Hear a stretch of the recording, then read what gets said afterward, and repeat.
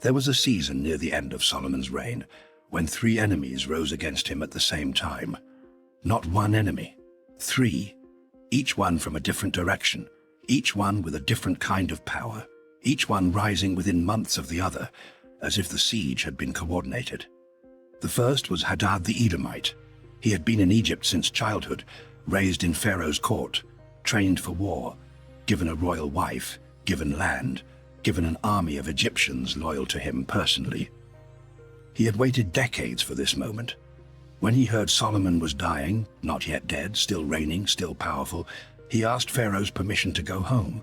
Pharaoh said, "What do you lack that you need to go home?" Hadad said, "Nothing, but send me." That is what makes a patient enemy dangerous. He did not need a reason. He had been waiting. The second was Rezon ben Eliada. He had fled from his master Hadadezer of Zobah during David's wars, taken a band of outlaws with him, and seized Damascus. By Solomon's time, he was king of Syria. He controlled the northern trade routes. He hated Israel. The Bible says, in one of its most precise and understated lines, that Rezon was an adversary to Israel all the days of Solomon.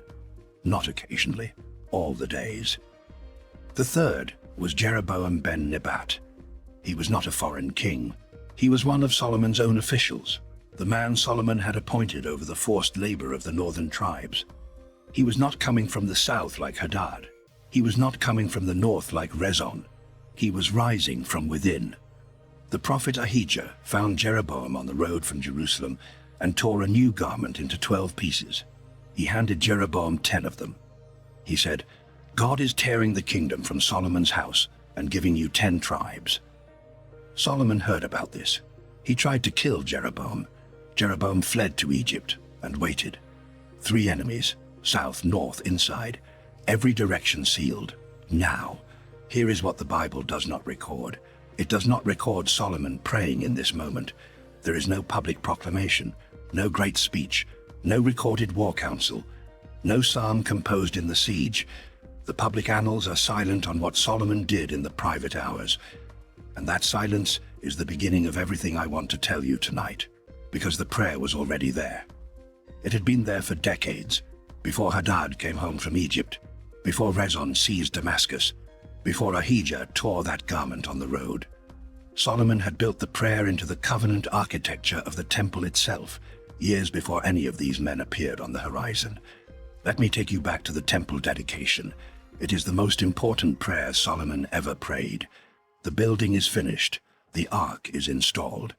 The glory of God fills the room so completely that the priests cannot stand in it. And Solomon, king of everything under the sun, kneels down before 40,000 people and begins building something into the covenant that no one fully noticed. He anticipates every kind of crisis: drought, famine, plague, exile. He builds a prayer mechanism for each one, wiring it into the covenant the way an architect wires conduit into walls before the plaster goes up. And then he says this: "When your people go out to battle against their enemies, in whatever direction you send them, and they pray to the Lord toward the city you have chosen and the temple I have built for your name, then hear from heaven their prayer and their plea, and uphold their cause." 1 Kings chapter 8 verses 44 and 45. Read that again carefully. He is not improvising. He is not composing a desperate emergency petition for when Hadad shows up. He is engineering the mechanism before the siege comes. Direction toward the temple. Mode: a prayer sent toward a specific place. Content: minimal. Not a catalog of complaints, not an explanation. A plea: hear, uphold, response required, from heaven. The mechanism is already installed, the covenant already filed. All that remains is to activate it. But there is something else in this prayer, something Solomon understood about the act of praying itself, something he encoded in his own wisdom writing, in a word most readers pass over without stopping. The word is Lachash. You find it in Ecclesiastes chapter 10 verse 11. Solomon is writing about a snake charmer, and he says this: "If the snake bites before it is charmed, there is no profit for the charmer." The word translated charmed is Lachash. Lachash means whispered command. It is the sound you make when you speak with intimate authority over a dangerous force. Not a shout, not a proclamation, Not a formal declaration delivered to a crowd, a whisper. The snake charmer does not roar at the cobra. He does not announce his presence to the serpent. He whispers, and the serpent listens, not because of the volume, but because of the authority in the low voice. Solomon chose this word deliberately. He wrote it into his own book. He knew exactly what it meant, because the same word, Lachash, carries forward in the rabbinical tradition into the Talmud, specifically into Talmud Berakhot, the tractate that deals with prayer, specifically in the discussion of how to pray when darkness surrounds you and a hostile force is near. The Talmud says that when a person faces nocturnal spiritual attack, when the darkness is pressing in close, the correct response is not a war cry. The correct response is to recite the Shema, quietly with intention, followed by a specific whispered declaration. And then it explains why. A shout announces your position to the enemy. A whisper mobilizes divine force without telling the hostile presence what is coming. This is not weakness. This is tactical precision. Solomon understood something about warfare that most religious teaching has never recovered. The enemy does not hear what is not announced to him. The prayer that carries divine authority in a low voice arrives before the opponent has time to assemble his defenses. You do not shout the snake charmer's phrase at the cobra. You whisper it, and the cobra's muscles stop. Let me tell you about a crisis prayer you may have heard before. Psalm 118, verses 10 through 12. All nations surrounded me. In the name of YHWH, I cut them off. They surrounded me on every side. In the name of YHWH, I cut them off. They surrounded me like bees. In the name of YHWH, I cut them off. The same phrase spoken 3 times in 3 consecutive verses. Every scholar notices the repetition. Most read it as literary emphasis. But the rabbinical tradition noticed something else. 3 utterances. 3 circles of enemies closing in. 1 utterance per adversary. David wrote this psalm having faced exactly the kind of triple encirclement that Solomon would later inherit. And the tradition preserved the mechanism. You do not say it once for all 3 fronts. You say it once for each front, separately, specifically, in a low voice. 1 name at a time, 1 direction at a time. 3 utterances. Full stop after each one. Silence. Then again. This is not superstition, this is structural. Solomon grew up with this psalm. He inherited this crisis formula from his father. He built the temple knowing Hadad was waiting in Egypt. He built the prayer mechanism into the covenant, knowing the 3 enemies would eventually come. And when they came, and the public annals went silent on what he did in the private hours, this is what he had prepared. I want to tell you about something else that has been quietly preserving this same knowledge. Not in a library, not in a manuscript tradition, not through rabbinical commentary, in bedrooms, in households, at midnight, in Nigeria, in Ghana, in the diaspora in London and Houston and Toronto. There is a practice you may have grown up inside of without knowing its theological name. Grandmothers who wake before the household stirs. Grandmothers who pray quietly in the dark, in a voice you cannot hear from the next room. Grandmothers who do not shout.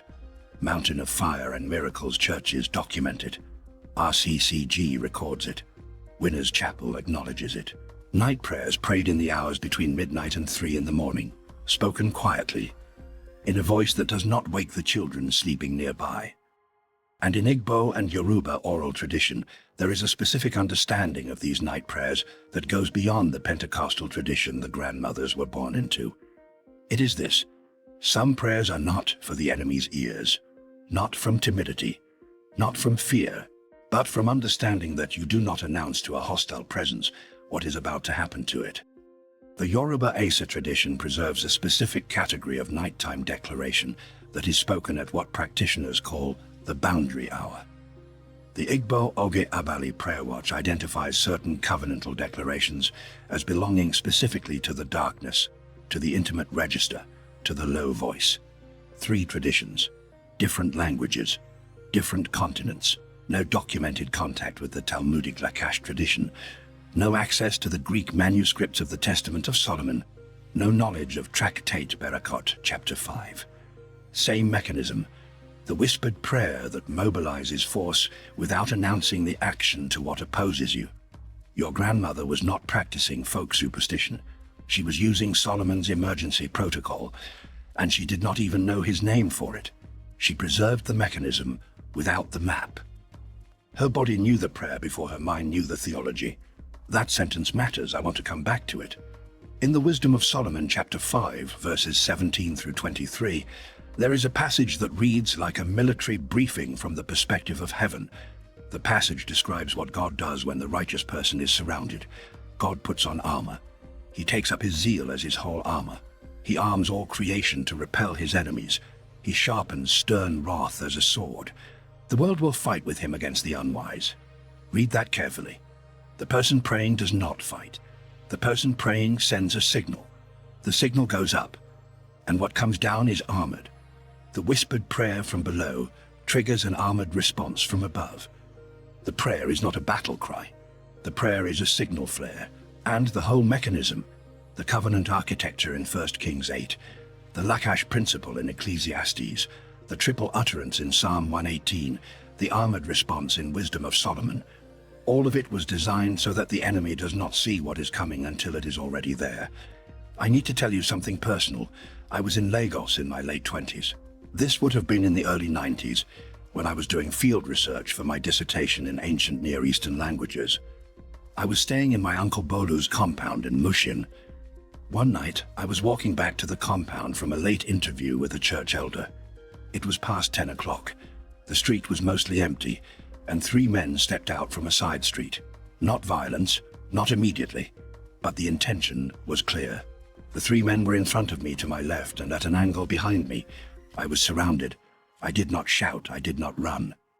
What came out of my mouth was not a verse I chose. It was not anything I selected from my academic training. It was what my mother's mother had given me years before, in her kitchen in Ibadan, when I was perhaps 11 years old, before I understood any of it. 3 words in Yoruba. I will not translate them perfectly, but they mean, roughly, Lord, cut it off. I said them quietly. 3 times, not loudly. Low in my chest, in the voice you use when you are speaking to someone right next to you in a crowd. The men drifted away. Nothing dramatic. No flash of light. No confrontation. They simply lost interest, or thought better of it, or something happened that I cannot explain in purely empirical terms. I went back to the compound. I did not think much more about it that night. A decade later, I was at my desk at SOS, working on a paper about Solomonic political theology in 1 Kings 11. I was reading the passage about Hadad, Rezon, and Jeroboam, 3 enemies, south, north, inside, all rising simultaneously. And something stopped me. I opened the small notebook I keep in my desk.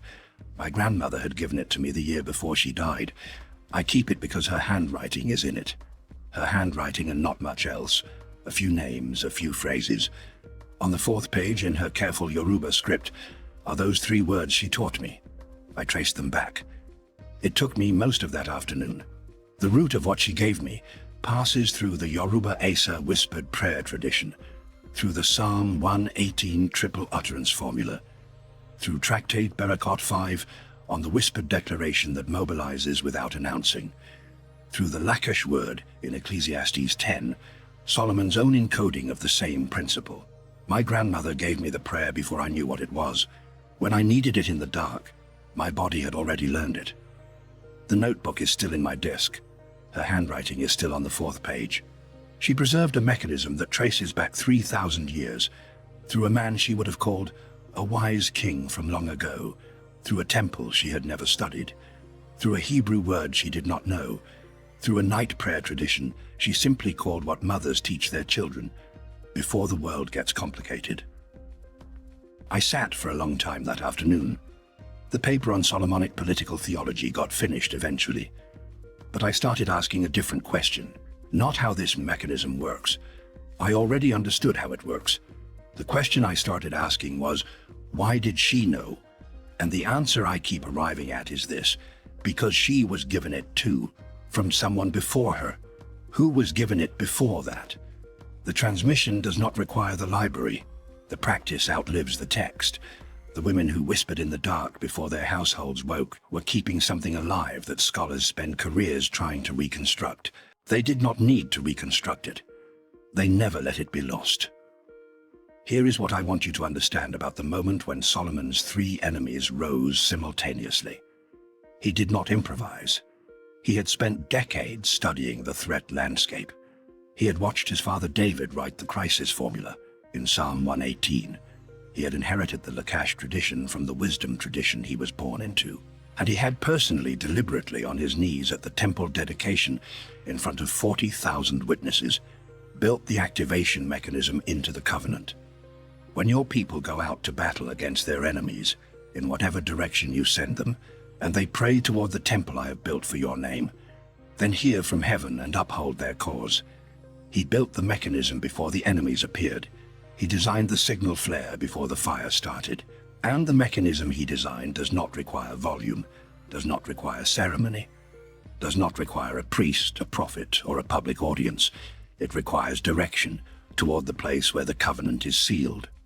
It requires specification. Name the threat, one front at a time.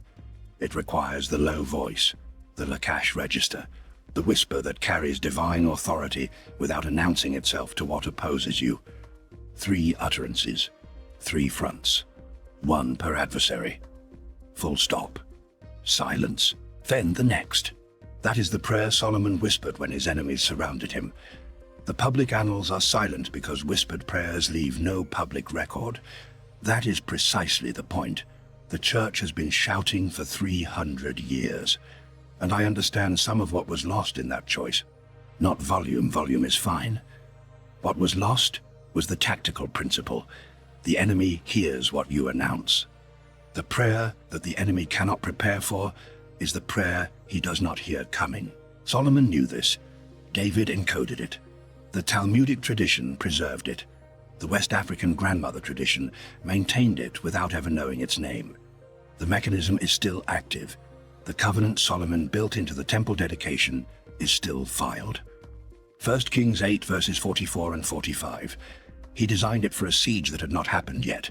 He built it before the enemies rose, which means he built it for your siege too. The one you are sitting in right now. The one you have not told anyone about. The 3 fronts pressing in from 3 different directions. He already filed the covenant for this, long before you were born.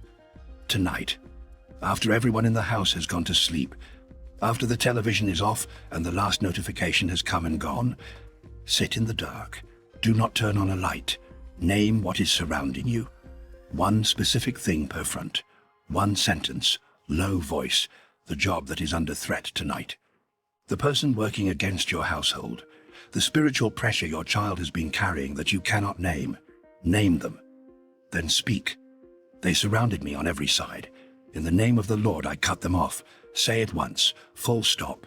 Silence. Say it again. Full stop. Silence. Say it a 3rd time. Then speak once more, facing east, in the direction of the covenant. Lord, hear my prayer. Uphold my cause. 1 sentence. Do not repeat it. Do not explain it.